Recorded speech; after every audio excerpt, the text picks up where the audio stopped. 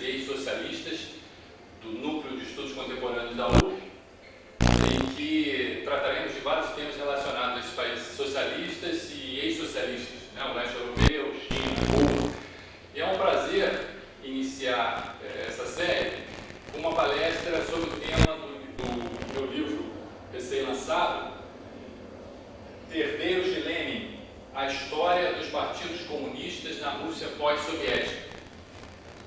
Meu nome é Ângelo Segrilo, eu sou professor do Departamento de História da UF, e esse é o livro resultado das minhas últimas pesquisas. Eu fiz meu mestrado no Instituto Pushkin de Moscou, ainda na época da Perestroika, e nesse livro, apesar do tema Partidos Comunistas na Rússia, eu tento não só falar dos partidos comunistas, mas da política na Rússia como um todo, né?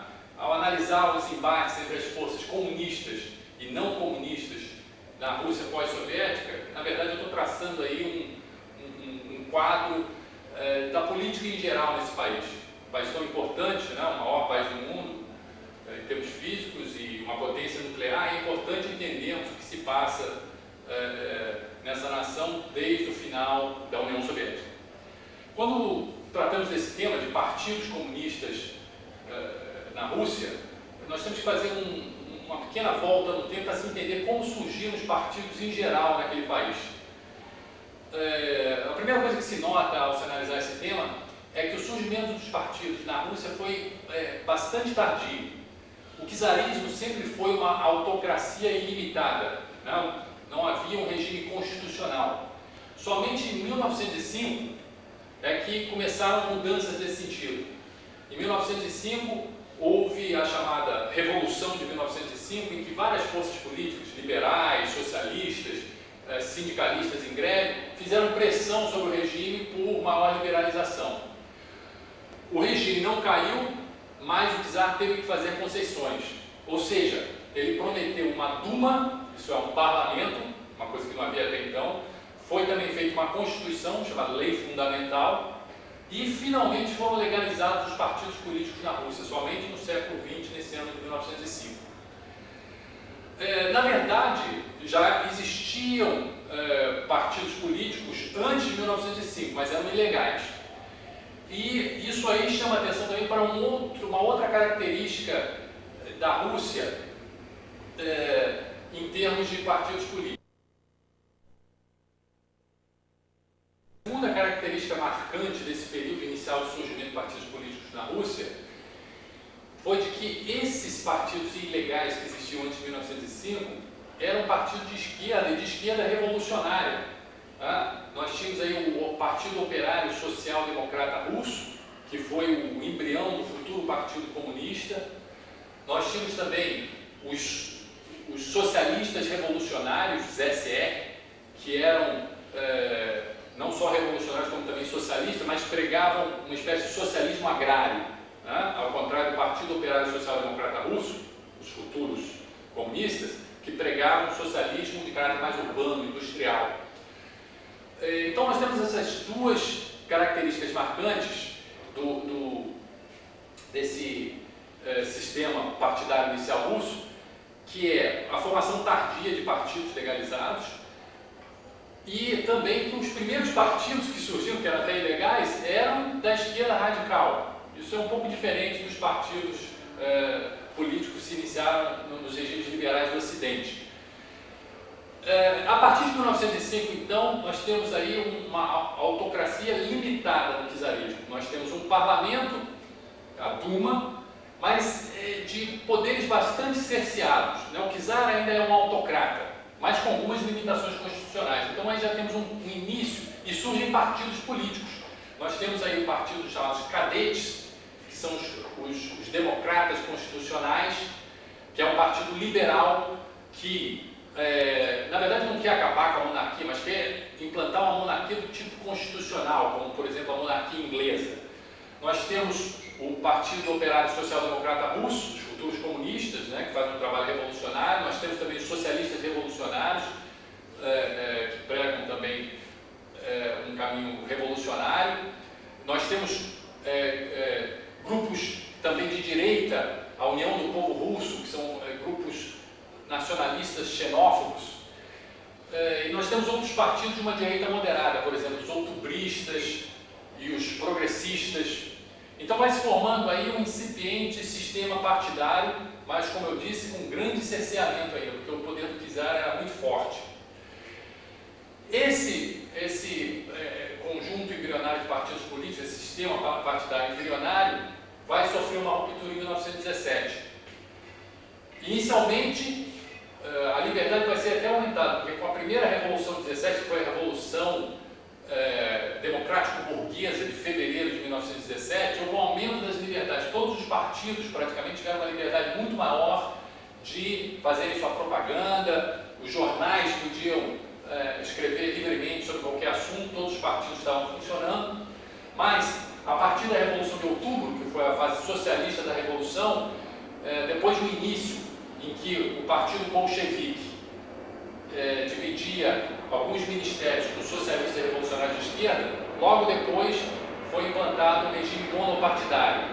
E aí, por toda a história da União Soviética, nós tivemos um regime monopartidário, em que o único partido era o Partido Comunista da União Soviética. Então isso vai ser um longo tempo sem um sistema partidário no sentido de vários partidos diferentes concorrendo entre si.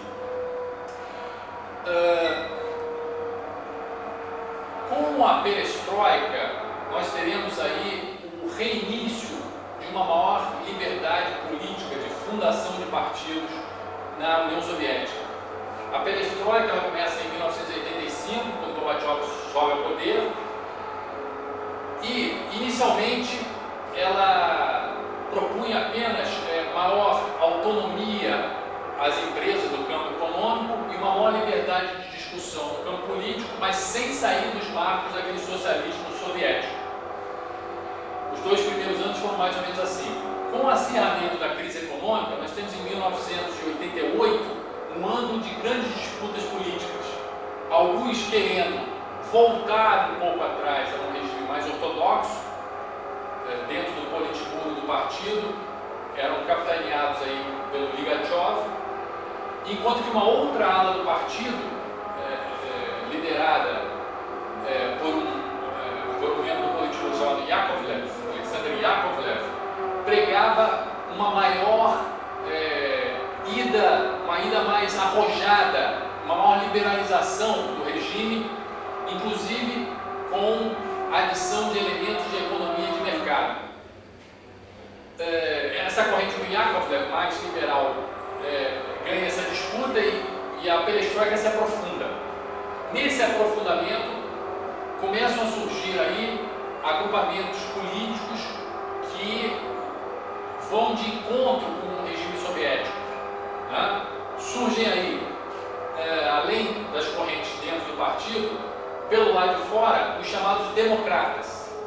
Os democratas, aqui depois iria se juntar Yeltsin, o físico Sakharov e vários outros, vão propor uma liberalização ainda maior. Vão propor, na verdade, o multipartidarismo, acabar com o monopartidarismo, o monopólio do Partido Comunista na política e a implantação de um regime multipartidário. O grande empurrão para essa nova fase foram as eleições para o Congresso de Deputados do Povo de 1989. Nesse Congresso ainda havia o monopartidarismo, o único partido permitido era o Partido Comunista da União Soviética, mas vários candidatos independentes alternativos também puderam concorrer.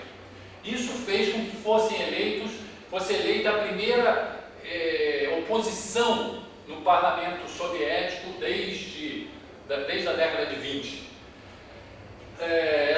Dessa primeira oposição vão fazer parte, como eu disse, os físicos Sakharov, Yeltsin e outros democratas, que farão pressão e, junto com outras pressões dentro da sociedade, vão levar a que, em janeiro de 1990, seja abolido, seja tirado da Constituição o artigo 6, que dava monopólio ao Partido Comunista da União Soviética, ou seja, termina o monopartidarismo na Rússia e, a partir daí, serão permitidos outros partidos.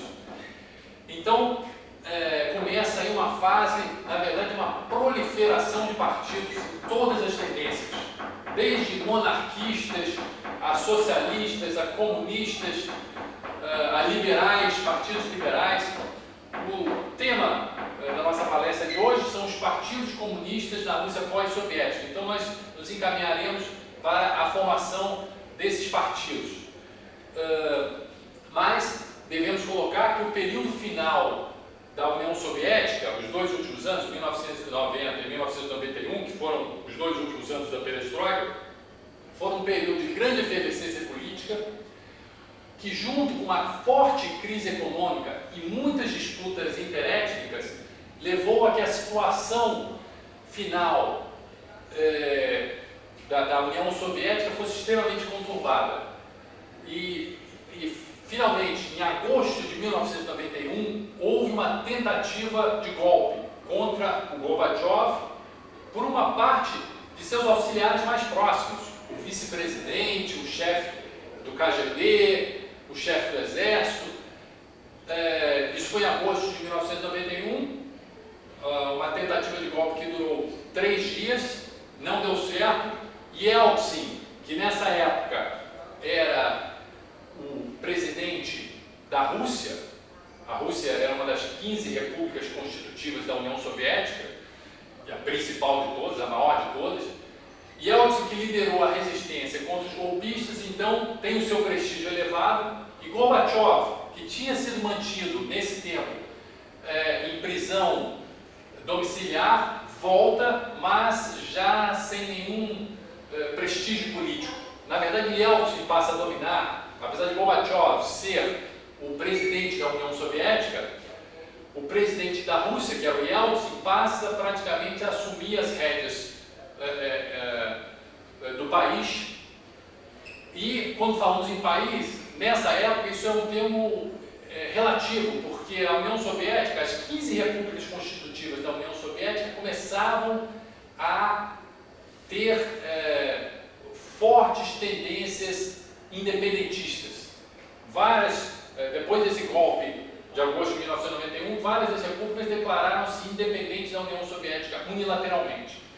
Então, de agosto de 91 até o final de 1991, até dezembro, foi um período extremamente conturbado, com declarações de independências unilaterais, tentativas de Gorbachev de alguma maneira ainda manter a União com um novo tratado, a União das Repúblicas Socialistas Soviéticas, mas as tendências centrífugas eram fortes demais.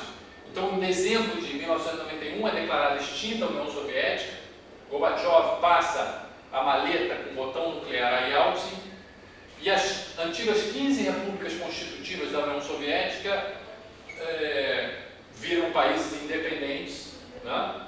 E 12 delas formam a CEI, Comunidade dos Estados Independentes. Ou seja, são países independentes, mas a CEI, a Comunidade dos Estados Independentes, pretendia ser uma espécie de mercado comum dessas antigas repúblicas, como um mercado comum europeu. Países politicamente independentes, mas com laços econômicos extremamente estreitos, né? Talvez acabar com os impostos alfandegários entre elas, esse tipo de coisa. Então, 12 dessas 15 repúblicas formam a CEI. Aquelas 3 repúblicas do Báltico, a Estônia, Letônia e Lituânia, simplesmente se afastam completamente.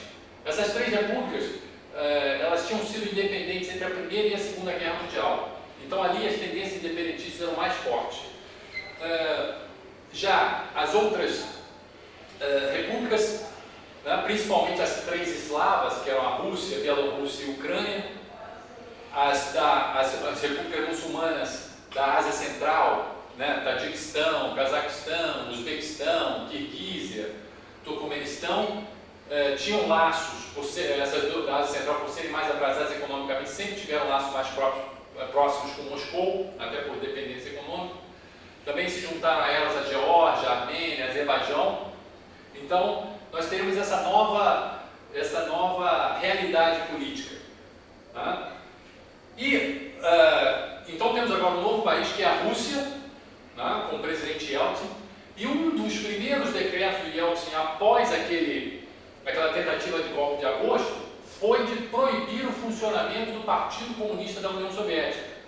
Ele acusava vários dirigentes do Partido Comunista da União Soviética, assim como do ramo estritamente russo desse partido, que era o Partido Comunista da República Socialista Federativa Russa, que era o ramo do PCU na Rússia. Ele acusava vários líderes desse partido de terem participado, terem apoiado os golpistas. Isso aí vai ser o início de uma grande guerra dentro da Corte Constitucional, no sentido de que vários antigos membros do partido vão entrar no Tribunal Constitucional, na Corte Constitucional, tentando provar a ilegalidade desse decreto de Yeltsin, de simplesmente proibir o funcionamento do Partido Comunista da União Soviética, tentando mostrar que isso é um ato ilegal. O principal argumento é de que os líderes do partido que apoiaram os golpistas de agosto de 1991 o fizeram em condição individual, como pessoas, e não com uma decisão coletiva do partido. Então vai se seguir aí uma longa guerra nos tribunais para se ter novamente o direito de se reconstituir aquele Partido Comunista da União Soviética e a sua célula russa, especificamente russa, o PCRSFR, o Partido Comunista da República Socialista Federativa Russa. Essa batalha nos tribunais constitucionais vai ser ganha no final de 1992 por alguns militantes desses partidos, e que aí irão reconstituir um partido que vai ser herdeiro desse, que se diz herdeiro, que é o chamado Partido Comunista da Federação Russa, que depois veremos vai se tornar o maior partido da Rússia. Não só o maior partido de esquerda da Rússia, mas o maior partido da Rússia em geral, tanto de esquerda, de direita, de centro. Então vai ser esse Partido Comunista da Federação Russa. Eu escrevi aqui no quadro o nome de vários partidos, os vários partidos comunistas atuais da Rússia. Então o primeiro é esse Partido Comunista da Federação Russa, do qual falei, mas existem outros partidos menores. O Partido Comunista Bolchevista de toda a União, o Partido Operário Comunista da Rússia, o Partido dos Comunistas da Rússia e o partido chamado União dos Comunistas. Então, bem resumido, o cenário de partidos comunistas, de partidos bem estruturados, nós temos esses 5 partidos comunistas na Rússia pós-soviética. Esses partidos têm diferentes ideologias. Na verdade, o Partido Comunista da Federação Russa foi o último desses a ser formado. Assim que aconteceu a colocação na ilegalidade do Partido Comunista da União Soviética, várias tendências internas que já existiam dentro do partido, mesmo antes do final da União Soviética, acabaram se constituindo em novos partidos comunistas, que seriam aqueles outros 4 ali, que formam a grande estrutura dos partidos comunistas atuais. Ou seja, o que eu estou querendo dizer é que, mesmo antes do final da União Soviética, no período final da perestroika, que estava muito conturbado, muitos debates, inclusive internamente no partido, dentro do Partido Comunista da União Soviética foram se formando tendências internas. Isso, pelo regulamento do partido, pelo estatuto do partido, era inclusive proibido. Desde 1921, houve uma proibição de frações dentro do partido, em que não se poderia formar o que nós chamamos aqui de tendências.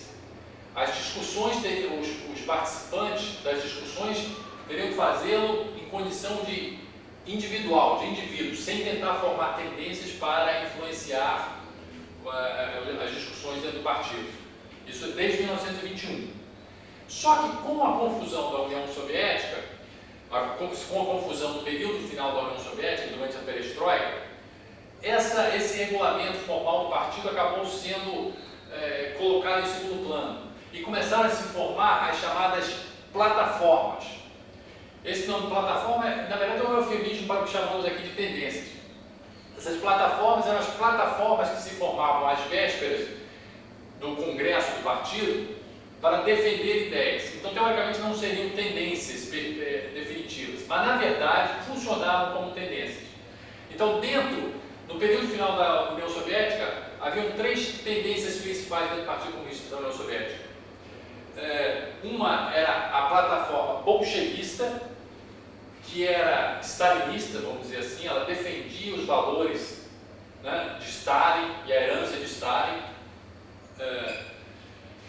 Eu estou falando aqui de 3 tendências, além da corrente principal de Gorbachevista, né, de Gorbachev. Nós tínhamos a corrente principal do partido, que era Gorbachevista, né, apoiava Gorbachev, e além disso havia outras 3 tendências que depois formariam partidos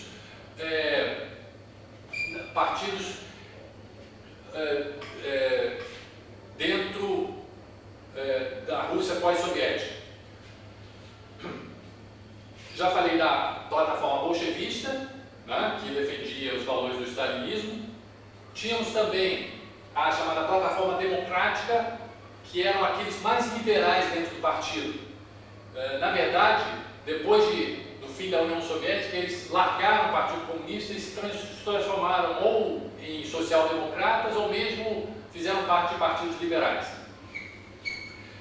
E havia também aí a chamada plataforma marxista, que eram aqueles que não defendiam o liberalismo na Rússia, e sim um caminho socialista marxista, mas que também negavam a herança stalinista, né, como ditatorial. Então nós tínhamos essas 3 tendências, bolchevista, a plataforma bolchevista de cunho stalinista, a plataforma democrática, que já era quase que liberal, né, quase que saindo do partido, como muitos saíram depois do partido, e essa plataforma marxista, que eram aqueles que se diziam ainda marxistas, mas que negavam tanto o stalinismo como o liberalismo tradicional ocidental. Essas tendências, principalmente a bolchevista e a plataforma marxista, foram aí os embriões dos futuros partidos comunistas pós-soviéticos. O Partido Comunista da União Soviética já não mantinha a sua unidade no período final da perestroika, e quando a União Soviética se dissolveu, ou um pouco antes, logo depois desse golpe de agosto de 91, quando o Partido Comunista da União Soviética foi colocado na ilegalidade, esse foi o sinal para que essas tendências internas chamadas plataformas se constituíssem em verdadeiros partidos, né? Porque elas estavam brigando entre si, né, e também com a corrente principal gorbachevista, e já não tinha mais, parece, um campo comum entre elas. Então, imediatamente após, em 1991, de agosto de 1991 até o final de 1991, são formados esses outros partidos, né? O Partido Comunista Bolchevista, esses outros 4 partidos, além do Partido Comunista da Federação Russa. O Partido Comunista Bolchevista de toda a União é herdeiro da plataforma bolchevista, e como ela defende a herança stalinista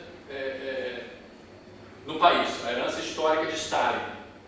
Eles colocam que o país começou a sair do rumo do socialismo a partir de Khrushchev, e consideram Gorbachev, obviamente, um traidor.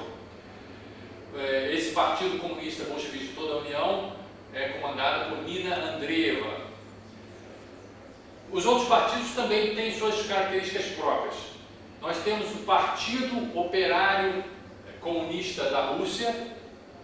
Esse Partido Operário Comunista da Rússia, como o nome diz, desde o início procura ter, além de um caráter marxista, um caráter marcadamente operário. Inclusive, no seu primeiro estatuto, eram reservadas a maior parte dos postos de direção do partido a operários. Então, esse é um outro partido, inclusive, ele é o segundo maior partido comunista da Rússia. Nós temos também o Partido dos Comunistas da Rússia, que é um partido, vamos dizer, talvez o mais light de todos. É um partido que inicialmente aceitava que talvez um pouco de economia de mercado fosse necessário na construção do socialismo. Os outros partidos são mais ortodoxos. O Partido Bolchevista, Partido Comunista Bolchevista de toda a União é mais ortodoxo, obviamente, stalinista em relação a isso, o Partido Operário Comunista da Rússia também. E esse partido dos comunistas da Rússia era o mais light na década de 90. Né? Inclusive tinha uma visão da União Soviética, alguns de seus militantes tinham uma visão da União Soviética como um capitalismo de Estado, não, na verdade, socialismo. Só que no final da década de 90 esse partido sofreu uma grande luta interna e está em processo de unificação, na verdade, com o Partido Operário Comunista da Rússia, então se tornando mais ortodoxo. E finalmente tem um último partido que é a União dos Comunistas, que na verdade é um partido diferente porque ele não tenta simplesmente ser um partido próprio, ele tenta a união, tenta novamente colocar a união de todos os comunistas em um grande organismo, um único ou um grande partido, mas é uma coisa muito difícil atualmente porque os partidos comunistas estão muito divididos. E finalmente temos o Partido Comunista da Federação Russa, que foi o último a ser criado, mas que é o maior partido de todos os comunistas e também em geral da Rússia. É o partido foi criado em 1993 e é um partido que se propõe também ao socialismo com um objetivo final um pouco mais longínquo. E durante essa caminhada ao socialismo ele prega uma maior intervenção do Estado, como na regulação da economia, talvez dominando alguns setores estratégicos, mas permitindo ainda um pouco de propriedade privada, permitindo ainda a propriedade privada. Ele não prega expropriação geral, uma volta radical imediata ao socialismo passado. Né? Então ele é acusado, na verdade, pelos outros partidos que se consideram revolucionários como um partido meramente parlamentarista, um partido social-democrata, na verdade. O seu maior líder é Gennady Zyuganov, que os brasileiros talvez conheçam, porque ele disputou a presidência com Yeltsin e perdeu por muito pouco de Yeltsin, e com Putin. Nós tivemos eleições na Rússia para o parlamento, a Duma, né? Eles acabaram com o antigo soviético supremo e criaram uma nova Duma. Tivemos eleições em 1993, 1995 e 1999. E teremos agora em dezembro de 2003 novamente. O Partido Comunista da Federação Russa foi, na eleição de 1993, foi o terceiro colocado. Na de 1995 ele já foi o primeiro colocado. E se manteve como primeiro colocado em 1999. Uma pergunta imediata que você pode fazer é o seguinte: se esse Partido Comunista da Federação Russa é o mais votado de todos, por que os comunistas não estão no poder na Rússia? Aí é importante notar duas coisas. Primeiro que em 1993, como talvez alguns se lembrem, houve uma grande confrontação entre o executivo, que era o presidente Yeltsin, e o parlamento, o antigo soviético supremo. Essa confrontação foi resolvida na violência. Yeltsin mandou canhonear o prédio do parlamento, foi até passar na CNN ao vivo, e foi criada uma nova Constituição e novas eleições. A nova Constituição de 1993 era basicamente presidencialista. Então, o fato dos comunistas serem o partido mais votado no parlamento não significa que esteja no poder, porque para obter realmente o poder na Rússia, você tem que ganhar a presidência. E a outra coisa é que, apesar do Partido Comunista da Federação Russa ser o mais votado de todos os partidos, ele sozinho não tem 51%, mais de 50% da Duma, do parlamento. Ele tem ele e seus aliados, a partir de 1995, tiveram quase que metade, inclusive, da Duma, mas não era mais da metade. Em 1991 e 1999, com a subida de Putin, o Partido Comunista da Federação Russa caiu um pouco, então eles têm mais ou menos um terço da Duma atual. Ou seja, sozinho, quando você tem uma situação de, por exemplo, de grande confrontação, tipo socialismo ou capitalismo, o Partido Comunista da Federação Russa, apesar de ser o maior de todos, ele não consegue enfrentar todos os outros partidos, digamos, burgueses, juntos. Os partidos burgueses que são menores se juntam e conseguem bater o Partido Comunista da Federação Russa, que está sozinho. Ou seja, nós temos uma situação na Rússia em que o poder está basicamente com o presidente, o executivo, e uma forte oposição de caráter comunista na Duma. E a grande pergunta que nós temos agora para dezembro de 2003 é: o Partido Comunista da Federação Russa vai conseguir recuperar o terreno que perdeu um pouco nesse último tempo com Putin e se tornar, como na época de Yeltsin, um contentador direto ao poder? Ou vai cair mais ainda e vai ser colocado para escanteio? Então essa fica uma grande pergunta em relação a isso. É importante notar que quando Putin subiu ao poder, ele tirou um pouco do apelo, vamos dizer, do Partido Comunista da Federação Russa para uma parte do seu eleitorado. Por quê?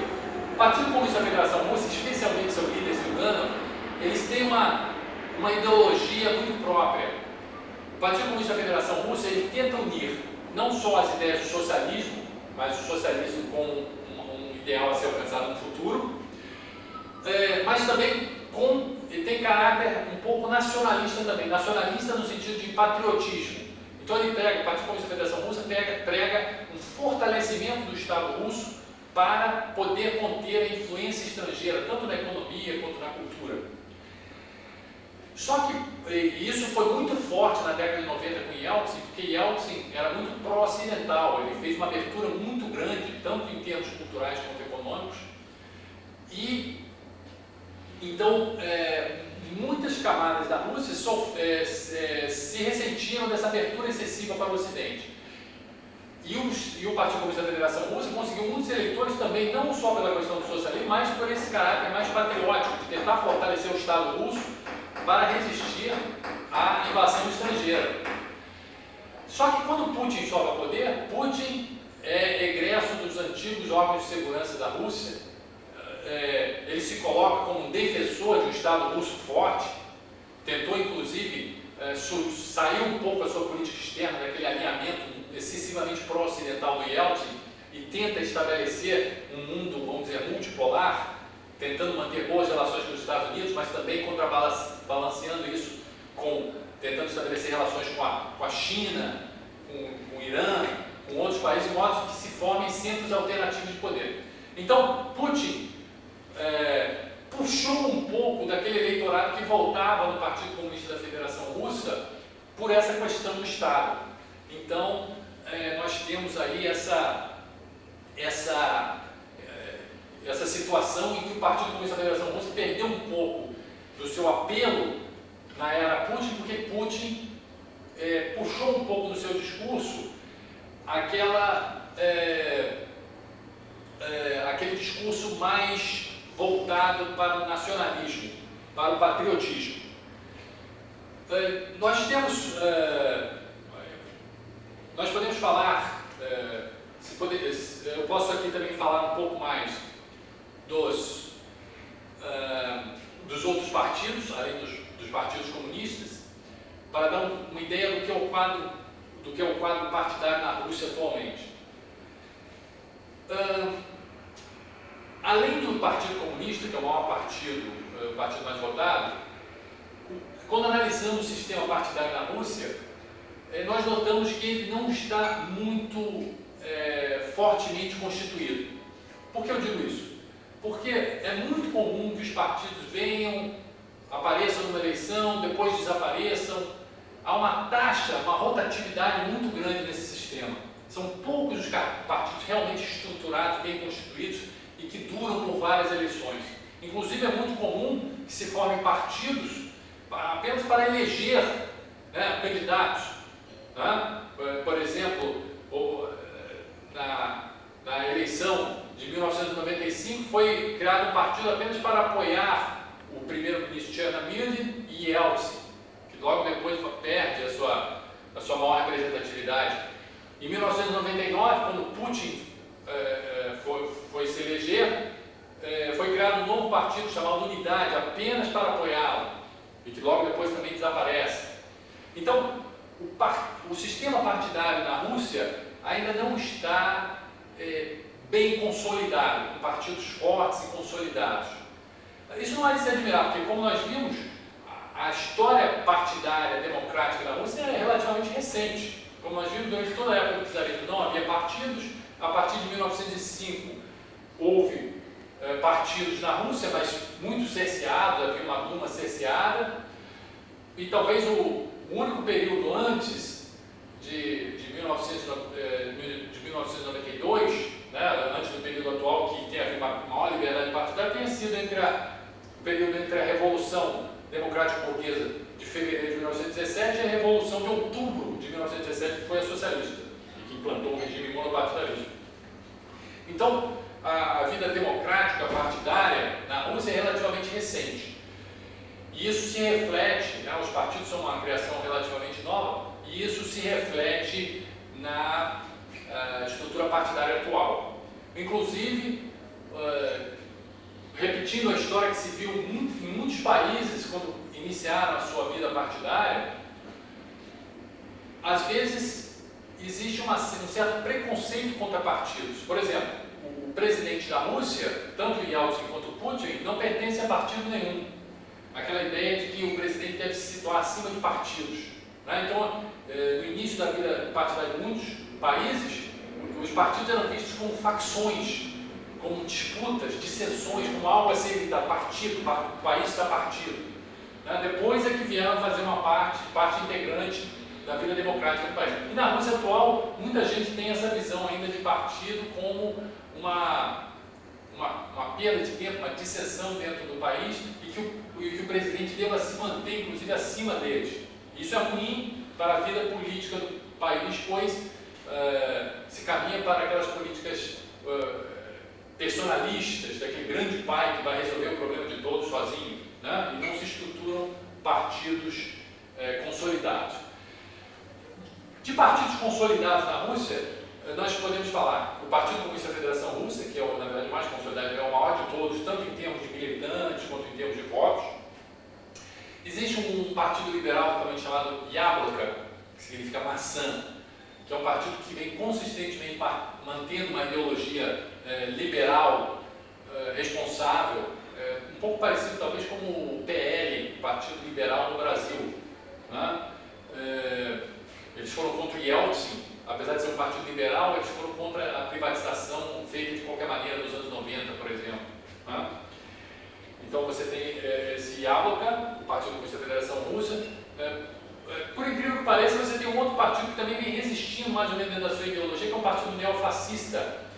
É o Partido Liberal Democrático da Rússia, que apesar do nome é um partido neofascista, do líder chamado Zhirinovsky, que algumas pessoas talvez tenham ouvido falar, né, porque na década de 90 e na eleição de 1993 foi o partido mais votado, uma surpresa que em 1993 causou assombro no mundo e certo medo, né, de que um neofascista pelas listas partidárias fosse mais votado.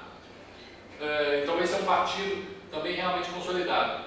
Os outros partidos ou são pequenos ou mudam muito, né? Então, o quadro partidário, nós podemos dizer que existem poucos partidos realmente consolidados na Rússia. A política é muito personalista, né? E isso é um problema ainda a ser superado na Rússia atual. Podemos falar também um pouco do parlamento. Eles têm um sistema eleitoral diferente do Brasil. Os 450 lugares da Duma, do parlamento, a Duma é a Câmara Baixa, aqui realmente vota uma parte das leis, né, do parlamento. E dos 450 lugares, 225, quer dizer, metade, são eleitos pelas chamadas listas partidárias. Então, o eleitor vota no partido, e o partido já tem uma lista partidária feita, sua primeira opção, segunda opção, terceira opção. Tá? E a outra metade, o eleitor elege diretamente um candidato individual. Ou seja, o eleitor na Rússia tem dois votos. Um ele vota em partido e o outro ele vota em um candidato individual. Pelas listas partidárias você também tem uma barreira de entrada. O partido, para eleger alguém pelas listas partidárias, tem que ter pelo menos 5% dos votos na Rússia. Isso é para evitar uma fragmentação excessiva dentro do parlamento. Aliás, nós teremos uma barreira está prevista criar-se uma barreira como essa proximamente no Brasil. Só que essa barreira para evitar uma fragmentação excessiva, de um número excessivo de partidos, né, que vem até dos temores desde a época da República de Weimar na Alemanha, ele é dilapidado do outro lado pela metade da turma que é eleita por voto em candidato individual, voto distrital. Se por um lado as listas partidárias evitam uma grande fragmentação com a barreira mínima de 5% dos votos, não existe uma barreira mínima no voto distrital. Ou seja, ali você tem uma grande proliferação de partidos, ou seja, candidatos que vêm de diferentes partidos, e inclusive candidatos completamente independentes, que não são ligados a partidos nenhum.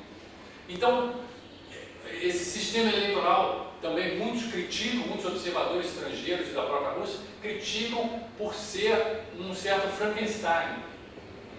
Por um lado, procura evitar a fragmentação e por outro, permite uma fragmentação muito grande, inclusive permite a eleição de candidatos não ligados a partidos nenhum. Tá? Então, nós temos esse quadro na Rússia. Eu tenho aqui algumas perguntas que vieram escritas a mim para tratar em relação a esse tema e eu vou passar a elas agora. Foram algumas dúvidas que foram suscitadas durante a palestra, que chegaram a mim por escrito. A primeira pergunta é: como está a questão da democracia atualmente na Rússia? A Rússia pode ser considerada um país plenamente democrático? A questão da democracia é sempre muito polêmica, né? A democracia é muito relativa, o que é a democracia, né? É uma questão que talvez nos remete ao Brasil também. Que tipo de regime temos aqui? É plenamente democrático? Ou todo esse papel do poder econômico, por exemplo, reduz a verdadeira democracia no país? Essas perguntas também se aplicam à Rússia. Como nós vimos, na maior parte da vida do país, né, os russos viveram sob regimes autoritários, tanto na época do czarismo quanto na época soviética. Então, houve pouca exposição, vamos dizer, anterior à democracia política. Nesse sentido, o Brasil é até um pouco mais, uma maior longevidade dentro de períodos democráticos. Desde que caiu a União Soviética, em 1991 terminou a União Soviética, vem a década de 90 com Yeltsin, eleito e reeleito, e depois temos Putin agora nessa nova década e século e milênio que entrou, né? De maneira geral, é um regime democrático. Ali você tem partidos que se formam livremente, os jornais, você tem jornais de diversas tendências, qualquer partido pode ter seu próprio jornal, divulgar suas ideias, né? Desde que não sejam ideias, por exemplo, racistas, tem essa também, essa conotação, o ódio racial, interétnico. Isso de uma maneira geral. Mas quando se analisa mais profundamente, nós vemos que a qualidade da democracia russa, ela sofre também com a questão do poder econômico. A União Soviética era um grande monopólio estatal e, apesar da privatização, muitos setores essenciais se mantêm ligados a setores governamentais. Então, por exemplo, as televisões. O único canal de televisão nacional realmente que abrange 100% da antiga União Soviética é um canal estatal e que claramente defende a ideologia do governo, né, de uma forma. Eles tinham um canal que também era muito difundido, chamado NTV, na Rússia, que era mais crítico em relação ao governo, e que na época na era Putin, seu líder, o seu dono, foi expulso do país. E esse canal, que antes era bastante independente, bastante crítico, tem agora uma linha política mais aceitável ao governo. poder econômico também muito forte, porque o governo, a máquina do governo tem uma capacidade de influência e ela é muito usada também nesse sentido eleitoral na Rússia. Então, se por um lado temos uma democracia em geral, de uma maneira geral, a qualidade da democracia não é muito alta. E ela caiu muito, talvez, na época do Putin. Por quê? O Putin, que vem daqueles antigos órgãos de segurança, KGB, da União Soviética, ele, ao contrário do Yeltsin, ele promoveu uma maior centralização de poderes na Rússia. O Yeltsin, na época do Yeltsin, o Yeltsin dava bastante liberdade aos líderes regionais da Rússia em troca de apoio a ele a nível federal. Então isso fez com que houvesse várias tendências centrífugas na Rússia na década de 90. Por exemplo, a Chechênia tentou se separar, o Tartarstão não quis pagar os impostos, manter o petróleo, a renda do petróleo só para si. Então isso foi muito criticado ao Yeltsin em relação a isso. E o Putin tenta solucionar essa situação recentralizando vários poderes do país nas mãos do governo central. Isso, por um lado,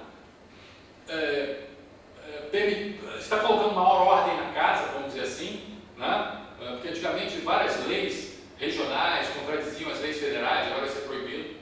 Mas, por outro lado, isso preocupa aqueles que estudam a democracia no país, porque está havendo uma grande centralização de poderes na mão do Putin, né? E acontecendo coisas bizarras, como, por exemplo, esse episódio do canal mais independente NTV, um canal particular, e cujo dono acabou sendo expulso do país e que agora tem uma direção que é mais aceitável pelo governo. Então nós temos essas contradições do Putin em geral, né? Nós podemos talvez falar um pouco do Putin, porque ele surgiu, quando ele surgiu em 1999, desculpe, ele era praticamente desconhecido. Ele foi no final do governo Yeltsin, né? O Yeltsin, inclusive, estava extremamente desacreditado. Era 1999, teríamos eleições em dezembro de 1999 para o parlamento. O governo Yeltsin extremamente desacreditado depois de uma década de crise econômica, na década de 90. E Yeltsin aponta um primeiro-ministro, depois de uma ciranda de vários primeiros ministros, desde a crise financeira de agosto de 98, ele aponta um primeiro-ministro bastante desconhecido da maioria dos observadores e que seria, inclusive, o seu candidato à eleição presidencial no ano seguinte. Na verdade, essa foi uma jogada de grande esperteza política de Yeltsin, pois todos imaginavam que o Partido Comunista da Federação Russa, que estava crescendo tanto, que era o maior no parlamento, e cujo líder, Zyuganov, tinha perdido por pouco Yeltsin nas eleições presidenciais de 1996, finalmente conseguiria eleger o presidente nas eleições que viriam. A situação era favorável, porque estava vindo da crise econômica forte de 98 e Yeltsin completamente desacreditado. Só que colocar o Putin, um desconhecido naquela época, acabou se revelando uma jogada de extrema esperteza política. Primeiro, exatamente por ser desconhecido, Putin pôde jogar politicamente com a ideia de que ele não tinha participado de todas aquelas falcatruas nas privatizações dos anos 90, ao qual o nome de Yeltsin estava tão associado. Ele poderia se apresentar como uma pessoa nova. Ele era jovem, né, 45, 47 anos na época, isso era muito jovem para os padrões russos, então passava a ideia do jovem dinâmico, né? Assim como no Brasil aqui mostravam Collor andando de jet ski, né? Na Rússia eles mostravam Putin na época da eleição, na época da corrida para a eleição, pilotando aviões, lutando judô. Mas todo esse marketing não seria suficiente se não fossem dois outros aspectos extremamente importantes. Primeiro de tudo, o aspecto econômico. Assim que Putin entrou em 99, quase que como se fosse um passe de mágica, a Rússia voltou a crescer economicamente. Na década de 90, em praticamente todos os anos, exceto em um, ela teve crescimento negativo da economia, decréscimo da economia. Foi como se tivesse uma guerra, estava decrescendo a economia. E finalmente o Putin entra em 1999 e, como se fosse por um milagre, a Rússia tem um crescimento positivo naquele ano, e que se segue posteriormente também em 2000, 2001. O Putin teve um pouco de sorte também nesse período, porque na verdade ele pegou como se fosse o fundo do poço. A União Soviética chegou como se tivesse chegado ao fundo do poço economicamente da década de 90, e quando você chega ao fundo do poço, a tendência é sempre subir, você não tem mais para onde baixar. É como depois de uma guerra. Depois de uma guerra, você está destruído, a tendência é sempre ter um crescimento econômico forte. Né? Você parte de um patamar de zero, qualquer coisa está subindo. Né? E o Putin também foi ajudado porque em 1999, 2000, os preços do petróleo subiram muito e a Rússia é um dos maiores produtores e exportadores de petróleo, gás. Né? Então isso aí ajudou muito a entrada de novos recursos no orçamento russo, uma quantidade muito grande de novos recursos, que permitiu ao Putin pagar, por exemplo, aposentadorias que estavam atrasadas, salários do governo que estavam atrasados na época de Yeltsin. O Putin conseguiu regularizar com essa nova fase da economia e com esse dinheiro extra que veio das exportações do petróleo, cujos preços estavam aumentando. Então não é à toa que o Putin ficou extremamente popular no seu início. Imagina um país que está sempre com um crescimento negativo da economia, as pessoas com meses de salário atrasado, aposentadorias atrasadas, de repente entra e, como se fosse um passo de mágica, volta a ter crescimento econômico e as pessoas voltam a receber seus salários em dia, aposentadorias em dia. Então ele se tornou extremamente popular. E o outro aspecto foi também a questão dos atentados à bomba contra edifícios residenciais em 1999 na Rússia. Houve uma série de atentados à bomba contra edifícios residenciais, completamente não militares, em que morreram mais de 300 pessoas, e que levou uma grande indignação dos russos contra esses terroristas. E disseram que esses terroristas provinham da Chechênia. Então o Putin iniciou uma campanha da Chechênia para acabar com o terrorismo, e foi uma campanha que, ao contrário da primeira guerra contra a Chechênia, na época do Yeltsin, foi melhor trabalhada, conseguiu melhores resultados. Ou seja, aquele desconhecido Putin, né, acabou se tornando extremamente popular, principalmente em cima disso. Essa questão da economia, muito importante, e essa questão também da indignação geral causada por esses atentados que vieram e foram resolvidos por esse homem que se dizia um homem pragmático e que resolve problemas. Então isso criou uma grande popularidade do Putin inicialmente. E ele ganhou então a eleição de longe, logo no primeiro turno, contra o Zyuganov, que era o candidato do Partido Comunista da Federação Russa. E como está a situação do Putin atualmente? Putin já não é tão popular, ainda é bastante popular, mas não tem a mesma popularidade de 1999-2000. Porque não se pode viver numa maré de sorte o tempo todo, né? Sempre se entra numa maré de azar também. Então, aqueles atentados que no início ajudaram a aumentar a popularidade do Putin em 1999, ocorreram novos atentados novamente. Nós lembramos aquele do teatro em Moscou, o problema do submarino Kursk. Então isso aí contribuiu para a queda do prestígio do Putin. E também, apesar do crescimento econômico se manter, e essa é uma grande questão, a Rússia vai conseguir manter, vai ser um crescimento sustentável, ou foi uma coisa apenas porque ele estava saindo do fundo do poço e os preços do petróleo aumentaram?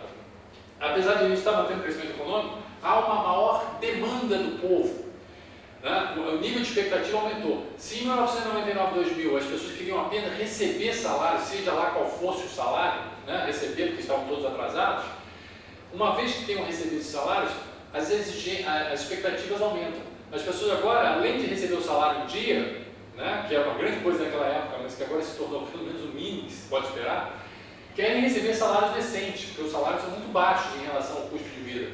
Então começa a se haver maior exigências em cima de Putin. E então sua popularidade, apesar de alta ainda, não é a mesma de 1999-2000, e fica aí nossa grande pergunta, que eu espero que essa palestra de hoje tenha servido, porque em dezembro de 2003 nós teremos as eleições parlamentares na Rússia para a Nova Duma, em que veremos se o Partido Comunista da Federação Russa vai conseguir se manter e alargar se alargar como o maior partido do país. E em 2004, em março de 2004, teremos as eleições presidenciais novamente. O Putin vai conseguir se manter no poder? Ou o Zyuganov, se for o candidato do Partido Comunista, vai conseguir talvez a sua vitória ou concorrer fortemente com o Putin? A princípio, o Putin ainda parece bem mais forte, mas, assim como em 1999 ele começou do nada e de repente, no final do ano, ele se tornava o político mais popular do país, muita coisa pode mudar na Rússia. A Rússia é um país meio como o Brasil, as coisas mudam muito rapidamente. Então, muita coisa pode mudar até dezembro de 2003, quando teremos as eleições parlamentares, ou março de 2004, quando teremos a eleição presidencial. Então, todos esses esclarecimentos colocados nessa palestra, eu espero que sirvam para uma melhor compreensão desse quadro de disputa eleitoral que teremos na Rússia proximamente. Uma outra pergunta que foi colocada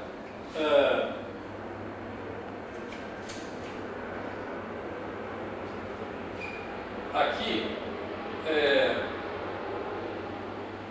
a Rússia já pode ser considerada um país completamente capitalista, saindo um pouco do nosso tema de política? Sim, a maior parte da produção é feita em empresas privadas, né? Mas ainda existem resquícios, até na mentalidade popular e até do governo, daquele socialismo antigo. E também o Estado mantém participação acionária em algumas áreas estratégicas, e existe também uma zona cinzenta em que não se sabe. A privatização dos anos 90 foi feita de maneira muito atabalhoada e mesmo estranha, muita corrupção. Então, existem algumas participações acionárias que não se sabe se pertence ao governo, se na verdade quem manda são os particulares. Por exemplo, esse principal canal da Rússia, né, que o governo tinha 51% das ações, na década de 90 foi praticamente dividido por um acionista minoritário particular, Berezovsky, que era muito ligado a Yeltsin, que praticamente mandava na estação, apesar do governo ter a maior participação acionária. Então, a coisa está cinzenta na Rússia.